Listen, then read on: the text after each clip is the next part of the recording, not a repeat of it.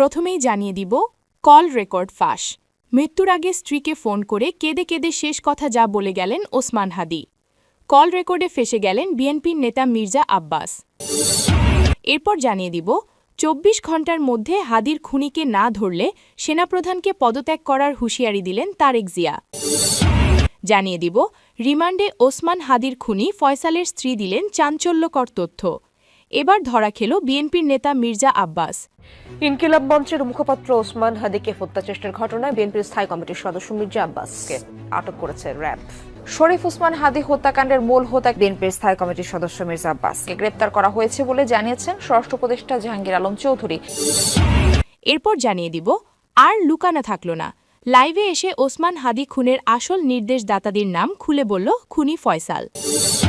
এবং সর্বশেষ জানাবো হাদির মামলায় আটক নিয়ে নাটক সাজিয়েছে র্যাব।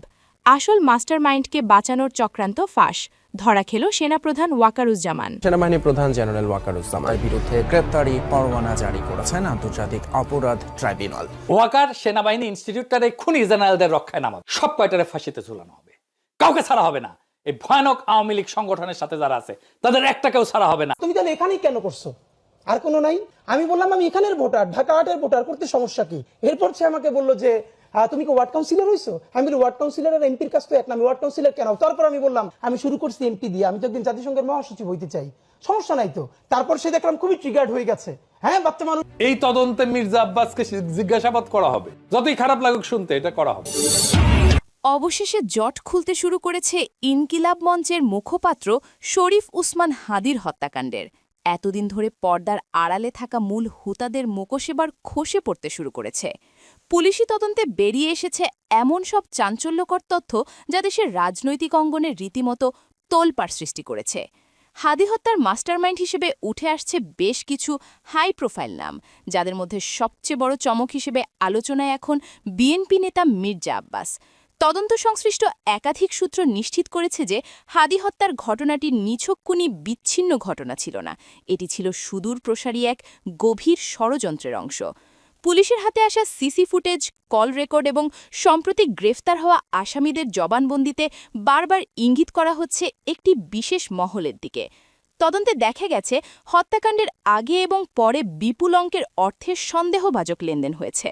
সিআইডি ইতিমধ্যেই ১২৭ কোটি টাকার একটি সন্দেহজনক লেনদেনের হদিশ পেয়েছে, যার গন্তব্য এবং উৎস খুঁজতে গিয়েই গোয়েন্দাদের রাডারে চলে এসেছে মির্জা আব্বাসের নাম। যদিও এই অভিযোগের বিষয়ে মির্জা আব্বাস বা তার পরিবার এখনও প্রকাশ্যে কোনো স্বীকারোক্তি দেননি এবং পাল্টা একে ষড়যন্ত্র বলে দাবি করেননি, তবুও তদন্তকারী কর্মকর্তাদের দাবি প্রমাণের শিকল ক্রমশই শক্ত হচ্ছে। হাদি হত্যাকাণ্ডের মূল কিলার ফয়সাল করিম মাসুদের ব্যাংক অ্যাকাউন্টের সূত্র ধরে যে আর্থিক টেল পাওয়া গেছে তা পরোক্ষভাবে এই বিএনপি নেতার ঘনিষ্ঠজনদের দিকেই ইঙ্গিত করছে। এদিকে তদন্তের দায়িত্বে থাকা এক ঊর্ধ্বতম কর্মকর্তা প্রকাশ করেছেন, দেখুন, তদন্ত এখন খুবই সেন্সিটিভ পর্যায়ে আছে। আমরা সুনির্দিষ্ট প্রমাণ পেয়েছি যে এই কিলিং মিশনের জন্য মোটা অঙ্কের ফান্ডিং করা হয়েছিল।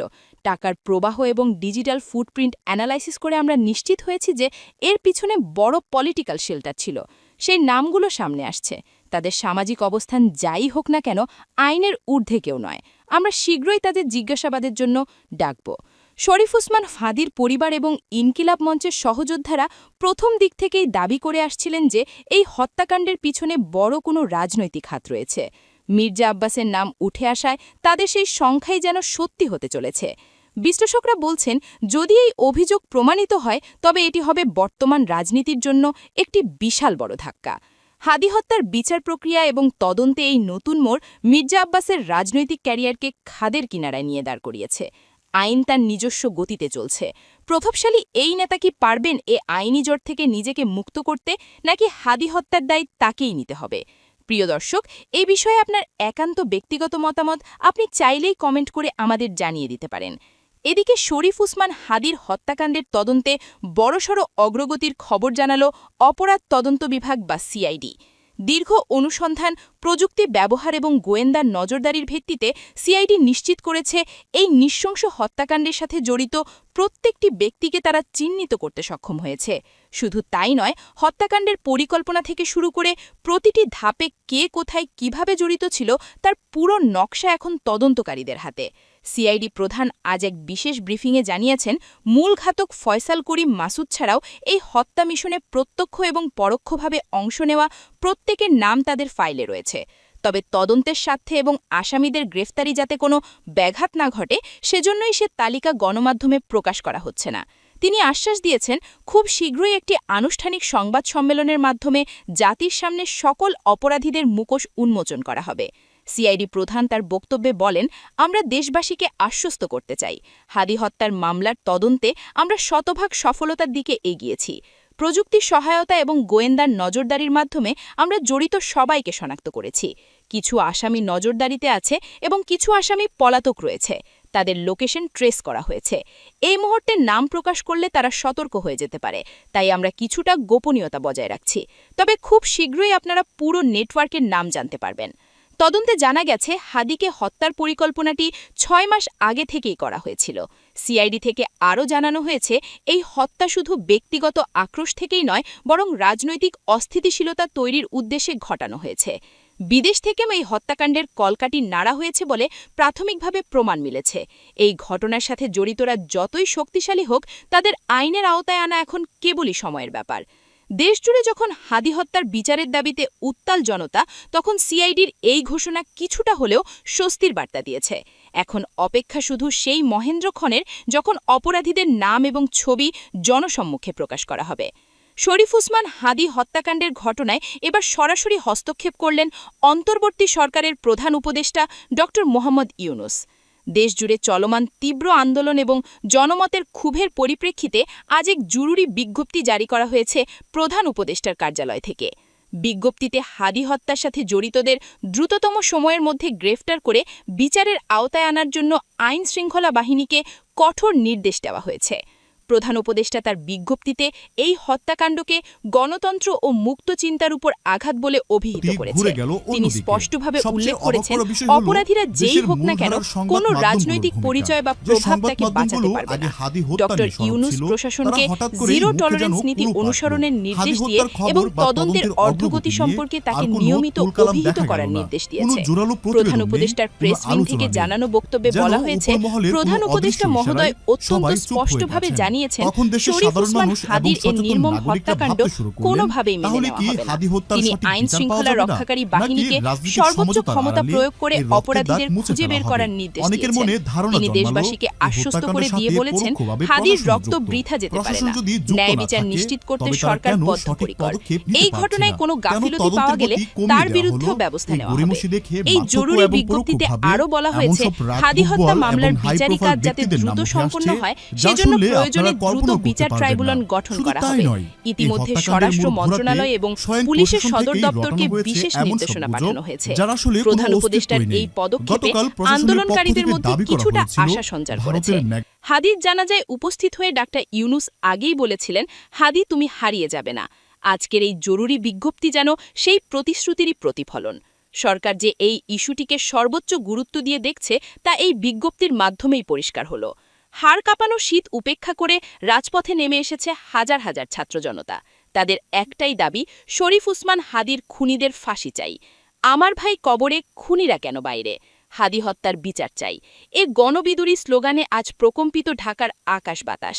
শাহবাগ চত্বর এখন পরিণত হয়েছে এক জনসমুদ্রে। ইনকিলাব মঞ্চের ডাকে আয়োজিত এই অবরোধ কর্মসূচিতে যোগ দিয়েছে বৈষম্য বিরোধী ছাত্র আন্দোলনের অন্যতম সমন্বয়ক হাসনাত আবদুল্লাহ।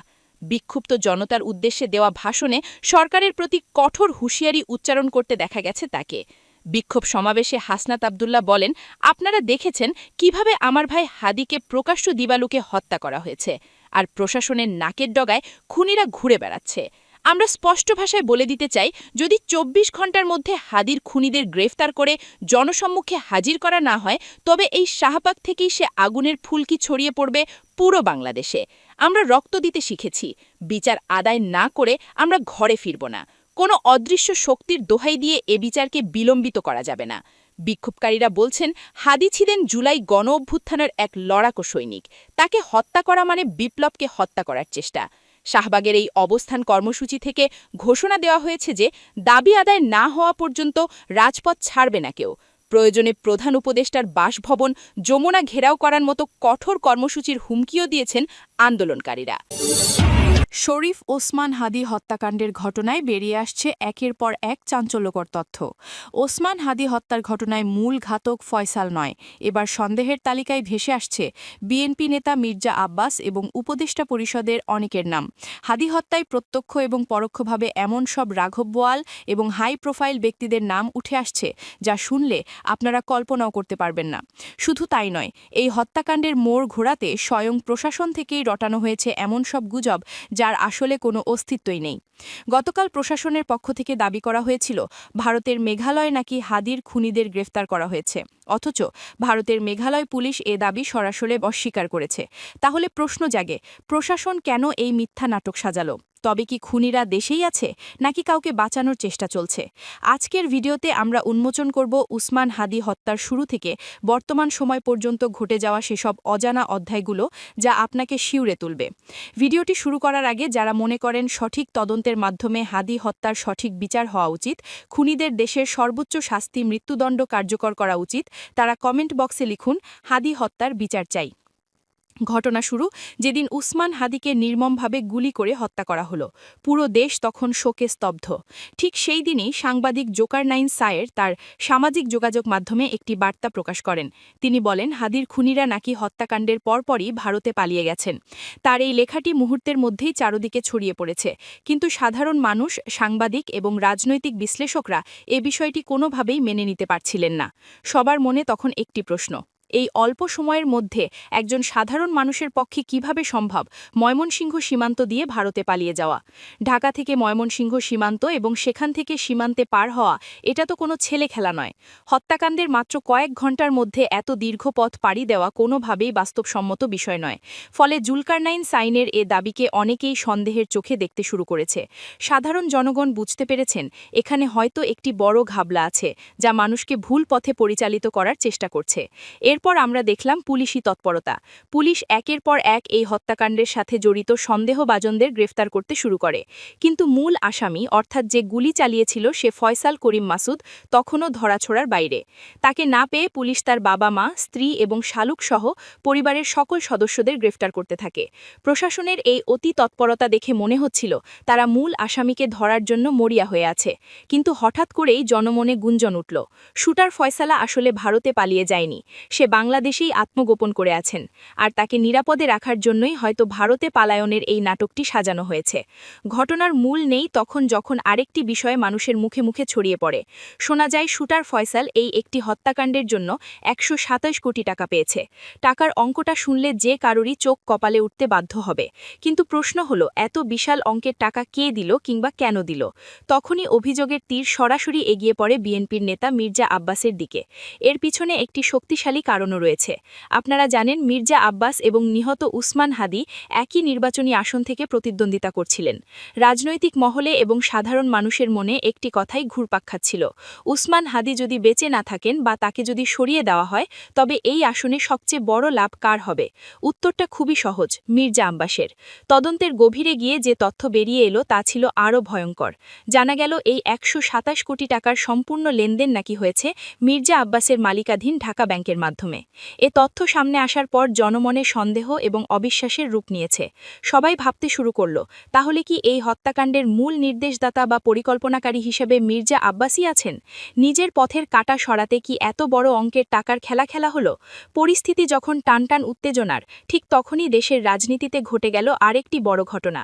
হাদি হত্যার বিচার এবং তদন্ত যখন তুঙ্গে, ঠিক সেই সময়ে বিএনপির নেতা জনাব তারেক রহমান দেশে ফিরে এলেন। তার দেশে ফেরার পর সাধারণ মানুষ আশা করছিলেন এবার হয়তো ন্যায় বিচার প্রতিষ্ঠা হবে।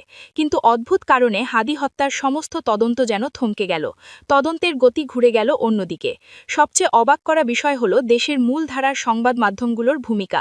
যে সংবাদ মাধ্যমগুলো আগে হাদি হত্যা নিয়ে সরব ছিল তারা হঠাৎ করেই মুখে যেন কুলু এঁটে। হাদি হত্যার খবর বা তদন্তের অগ্রগতি নিয়ে আর কোনো তুলকালাম দেখা গেল না। কোনো জোরালো প্রতিবেদন নেই, কোনো আলোচনা নেই, যেন উপর মহলের কোনো অদৃশ্য ইশারায় সবাই চুপ হয়ে গেছেন। তখন যখন দেশের সাধারণ মানুষ এবং সচেতন নাগরিকরা ভাবতে শুরু করলেন তাহলে কি হাদি হত্যার সঠিক বিচার পাওয়া যাবে না, নাকি রাজনৈতিক সমঝোতার আড়ালে এর রক্তের দাগ মুছে ফেলা হবে? অনেকের মনে ধারণা জন্মালো এই হত্যাকাণ্ডের সাথে পরোক্ষভাবে প্রশাসনও যুক্ত। প্রশাসন যদি যুক্ত না থাকে তবে তারা কেন সঠিক পদক্ষেপ নিতে পারছে না? কেন তদন্তের গতি কমিয়ে দেওয়া হলো? এই গড়েমুষি দেখে মানুষের মনে খুব বাড়তে শুরু করল। দেশে যখন বিচারহীনতার এমন সংস্কৃতি চলছে তখন বিদেশের মাটিতে থাকা বাংলাদেশের রেমিটেন্স যোদ্ধারা আর চুপ করে থাকলেন না। উসমান হাদি হত্যার বিচার না হওয়া এবং প্রশাসনের টালবাহানা দেখে তারা প্রচণ্ডভাবে ক্ষুব্ধ হলেন। প্রবাসীরা পরিষ্কারভাবে জানিয়ে দিলেন যদি হাদি হত্যার সুষ্ঠু বিচার না হয় তবে তারা দেশে টাকা পাঠানো বন্ধ করে দেবে, যাকে আমরা অর্থনৈতিক ভাষায় রেমিটেন্স শাটডাউন বা প্রবাসী আয় বন্ধের ঘোষণা বলছি। আমি সোমবার রাত 12টার মধ্যে যদি হাদির খুনি গ্রেফতার না হয় আমি সহ সারা পৃথিবীর সকল প্রবাসী রেমিটেন্স শাটডাউন করবে। দরকার প্রয়োজনে হুন্ডিতে পাঠাবো। আগামী 72 ঘণ্টা সময়, আগামী 72 ঘণ্টা হাদি ভাইয়ের বিচার না হলে প্রবাসীদের এই ঘোষণা সরকারের জন্য ছিল একটি বিশাল ধাক্কা। কারণ দেশের অর্থনীতির চাকা সচল রাখতে প্রবাসীদের পাঠানো টাকার গুরুত্ব অপরিসীম। তাদের এই কঠোর ঘোষণার পরপরই প্রশাসন একটু নড়েচড়ে বসল। বোঝা গেল সাধারণ মানুষের ক্ষোভের চেয়ে অর্থনীতির উপর আঘাত আসায় তারা বিচলিত হয়ে পড়েছে। আর এই চাপ সামালেতেই হয়তো শুরু হয় আরেকটি নতুন নাটক। প্রবাসীদের টাকা পাঠানো বন্ধের ঘোষণার ঠিক পরপরই অর্থাৎ গতকাল বিকালে প্রশাসনের পক্ষ থেকে হঠাৎ করেই একটি সুসংবাদ দেওয়া হয়।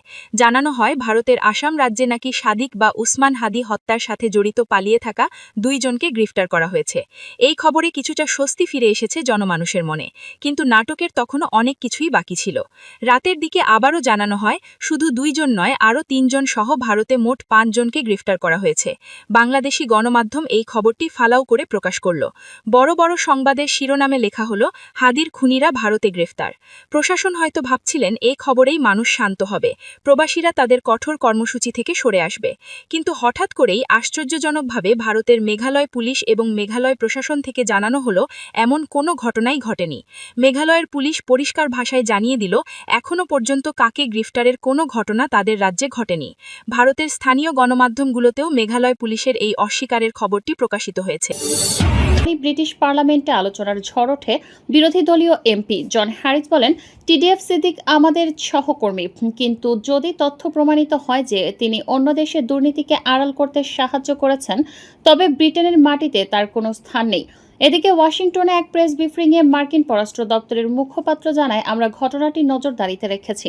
সজীব ওয়াজেদ জয় যুক্তরাষ্ট্রের নাগরিক এবং তার আইনি অধিকারগুলো নিশ্চিত করা হবে। ভারতে পলাতক সাবেক প্রধানমন্ত্রী শেখ হাসিনা বলেন, আমার ছেলে আর আমার ভাইয়ের মেয়ে ওরা কি অন্যায় করেছে? জয় তো সবসময় বাংলাদেশের উন্নয়ন চেয়েছে, লিপ্ত ব্রিটিশ নাগরিক সে কেন রাজনৈতিক শিকার হবে? তার চোখে জল, কণ্ঠে ক্ষোভ। তিনি আরও বলেন, ডাক্তার ইউনূস ব্যক্তিগত প্রতিহিংসার জেরে আমার পরিবারের ওপর এই জুলুম করেছে। বাংলাদেশের রাজপথে, সোশ্যাল মিডিয়া এবং ক্যাম্পাসে চলছে তুমুল আলোচনা। কেউ বলছে এটাই প্রতিকার, আবার কেউ বলছে এটি রাজনৈতিক প্রতিহিংসার নতুন রূপ। ঢাকা বিশ্ববিদ্যালয়ের একজন শিক্ষার্থী বলেন, আমরা এতদিন ধরে শুনে আসছি বিদেশে টাকা পাচার হচ্ছে, কিন্তু কেউ কিছু করতো না। আজ যদি সত্যি প্রমাণ হয় তাহলে এটা যুগান্তকারী পদক্ষেপ।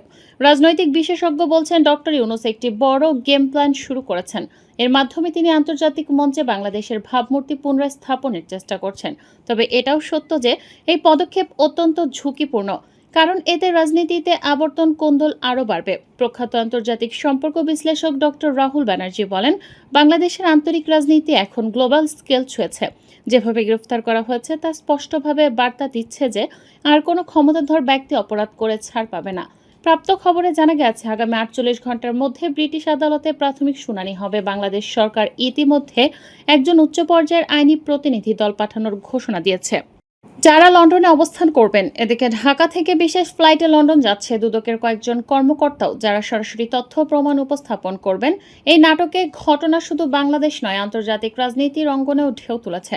ডক্টর ইউনূস একটি সাহসী সিদ্ধান্ত নিয়েছেন, যা হয়তো ইতিহাসে স্থান পাবে দুর্নীতির বিরুদ্ধে সবচেয়ে সরাসরি আন্তর্জাতিক হস্তক্ষেপ হিসেবে। তবে এর পরিণতি কি হবে তার সময় বলবে। 2. 24 ঘন্টার মধ্যে রাষ্ট্রপতি আব্দুল হামিদকে গ্রেফতার করতে সেনাপ্রধানকে হুঁশিয়ারি দিলেন খালেদা জিয়া। বাংলাদেশের রাজনীতিতে আজ যেন এক অজানা ভূমিকম্পের কেন্দ্রবিন্দুতে দাঁড়িয়ে দীর্ঘ নীরবতা ভেঙে আজ যুগান্তকারী সংবাদ সম্মেলনে বিএনপি চেয়ারপারসন বেগম খালেদা জিয়া 24 ঘন্টার আলটিমেটাম দিয়েছেন সেনাবাহিনী প্রধান জেনারেল ওয়াকারুজ্জামানকে। সাবেক রাষ্ট্রপতি আব্দুল হামিদকে গ্রেফতার করতে হবে, তা না হলে জনগণ নিজেই সিদ্ধান্ত নেবে রাষ্ট্রের ভবিষ্যৎ নিয়ন্ত্রণে কে থাকবে আর কে থাকবে না। বিএনপি নয়াপল্টনে কেন্দ্রীয় কার্যালয়ে সাংবাদিকদের ভিড়ে ঠাঁই ছিল না। রাত 8:30টার দিকে যখন বেগম খালেদা জিয়া হুইল চেয়ারে চেপে সংবাদ সম্মেলন কক্ষে প্রবেশ করেন, তখন উপস্থিত সাংবাদিক ও দলের নেতাকর্মীদের মধ্যে থমথমে উত্তেজনা ছড়িয়ে পড়ে। তার চোখে ছিল আগুনের মতো, দুটি কণ্ঠে ছিল দৃঢ়তা। বক্তব্যের শুরুতে বেগম জিয়া বলেন, আজ থেকে 15 বছর আগে যেভাবে 111 ছায়া এনে দেশের গণতন্ত্রকে হত্যা করা হয়েছিল, আজ আবার সেই ষড়যন্ত্র নতুন করে জেগে উঠেছে। সাবেক রাষ্ট্রপতি আব্দুল হামিদ একজন প্রতারণার প্রতীক। তার বিরুদ্ধে রাষ্ট্রীয় অর্থ লুটপাট, বেআইনি জমি অধিগ্রহণ এবং সামরিক গোয়েন্দা নেটওয়ার্ককে ব্যবহার করে বিএনপির নেতাকর্মীদের গুম করার অভিযোগ রয়েছে। তিনি আরও বলেন, এই মানুষটি রাষ্ট্রপতি হয়ে কি পরিমাণ ক্ষমতার অপব্যবহার করেছেন তার প্রমাণ আজ প্রতিটি গুম হওয়া পরিবারের কান্নায় মিশে আছে। আর আজ যখন জনগণ জেগে উঠেছে, তখন তিনি নিজের নিরাপত্তা নিশ্চিত করতে সেনা প্রধানের পেছনে আশ্রয় নিচ্ছেন। এটা চলতে দেয়া যায় না। বেগম জিয়ার সরাসরি সেনা প্রধানকে উদ্দেশ্য করে বলেন, অকার্যমান সাহেব, আপনার প্রতি এখন আমাদের বিশ্বাস আছে যে আপনি একটি নিরপেক্ষ এবং দেশপ্রেমিক অবস্থানে আছেন।